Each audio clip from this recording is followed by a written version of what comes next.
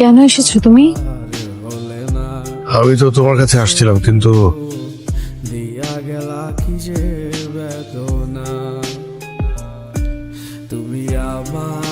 আমার তো বিয়ে হয়ে গেছে। 15 লক্ষ টাকা দিন, অনেক দামি বিয়ে,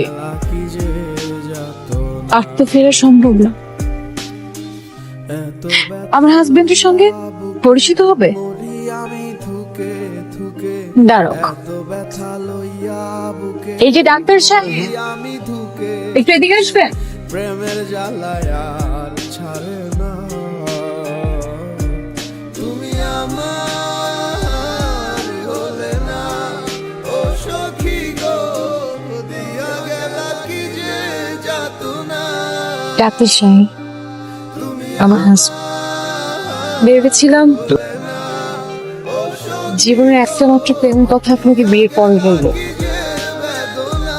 কিন্তু এখন ভাবছি যে সংসার শুরু করার আগে আপনাকে উনি কবি ফাহিম আমার জীবনের একটা মাত্র প্রেম। আমি তাকে ভালোবাসি। না না, আমি তাকে ভালোবাসতাম।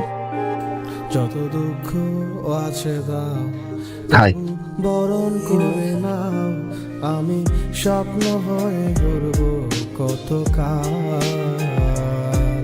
আমার একটা মনে কয় জনমে চাই, দেখুন আপনার কাছে আমার একটা রিকোয়েস্ট থাকবে।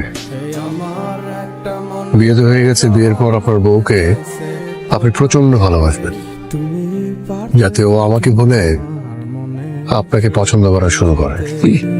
তুমি আমার